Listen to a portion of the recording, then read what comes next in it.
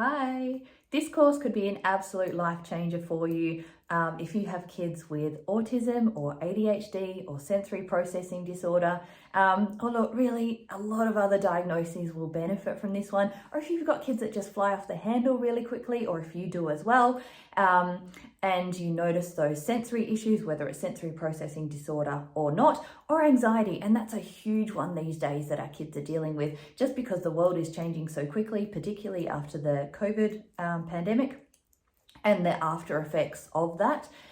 So this course is firstly teaching and understanding and recognizing emotions. So our kids really need to be able to label and recognize their emotions in order for them to be able to relate to these emotions in others, and also understand how behavior is affected with emotions, and to be able to communicate, so equipping our kids to communicate how they are feeling and how they are experiencing the world.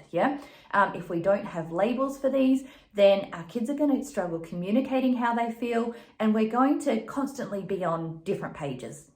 And this is helpful. So everything in this, a lot of blood, sweat and tears has gone into this course with my two kids with ASD. So we've been in early intervention, don't know whether it's called that now, but for the last 10 years. So I've racked up over 650 hours with speechies, OTs, psychologists, working on all of this. And I've put this all into a course. I haven't seen anything like this anywhere else. And if I had this knowledge 10 years ago when I was going through those early childhood years, and look, any of those years in the last 10 years, it would have made a massive difference. So I've slowly gathered this information, but I really hope that for you to be able to go through this course and use these resources, that it will make a huge difference for you, either at home or in the classroom or in the therapy room. So teachers, parents, speechies, OTs are really going to benefit from this knowledge.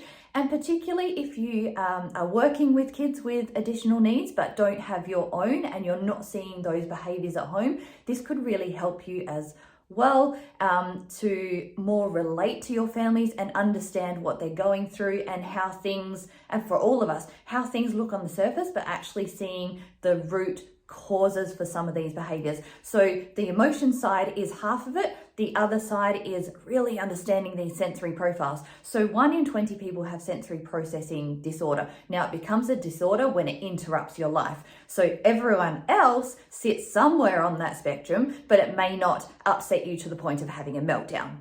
So what I really have encouraged you to do in this training is to go through all these different sensory. So sensory is basically anything around us in our environment and how we're processing that input. So we could struggle with auditory. So say in the classroom, or even listening to me now, if you've got a buzzing in the background, you may only be hearing that buzzing in the background. Or your clothing. I'm wearing a denim jacket at the moment and it's doing my head in, but I'm wearing it for you. Only for a few more minutes. So, clothing can upset kids in the classroom or at home, and they can be so focused on that sensory input that everything else kind of shuts down, and they're not hearing you. And then you ask them a question and put them on the spot, and they weren't listening and they're not coping, and then you start to see those behaviors. So we cover all the different, well, it's not going to be all, it's never going to be all, but a stack of different sensory inputs. So the 7 senses: taste, smell, sight, touch. I've missed one, but also proprioception and interoception, which are very rarely spoken about. And it took me years to understand what that was, because OTs throw those terms around, but no one actually ever explained it. So we cover all of that as well. And then we cover even the hormonal inputs. So like those dopamine hits and different ways. That wasn't so much, it didn't have to be a part of this course, but it was just an additional level of understanding of what helps us keep calm and what can also get our backups, and get us agitated. So learning how these sensory inputs impact our emotions and therefore our behavior. And also, as a separate part of this training, managing and dealing with those difficult behaviors. So what we can actually do to help us and help our kids, so us as parents, us as educators, to help us keep calm so that we can, put into our kids. Because if we're already maxed out by the time we get home and then we're dealing with our kids, it's just going to be a mess. Everyone's just going to end up yelling and crying and Whereas if we understand where we're at certain parts of the day, doing little things to bring us back down, then we invite our kids to join our calm, not us joining their crazy and their chaos. Yes? So I really hope this course helps you to understand that naughty or difficult behaviors are often, most cases, a lot more than what you're seeing. And when you can step back and understand and have empathy, then you're in a much better position to help that person. Yeah, we also cover a stack of tools and strategies that you can use when someone is having a meltdown or when they're escalating to help bring them back to a state of calm. Now, you're not always going to succeed, and we cover that too.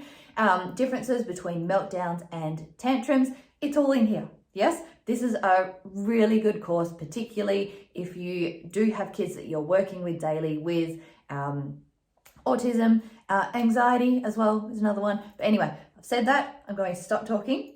Buy the course, enjoy the course, and then ask me any questions as you go. I think this one is probably, out of the 4 that we've got so far, this course is going to be the one where you'll probably have the most questions, just because behaviors look so different. It's an autism spectrum, and there are a ton of different behaviors that kids will see, and they could have the same things upsetting them, but it's going to come out in different ways. Yeah, and same with you as well. All right, I'm going to go. I will talk to you soon. Bye.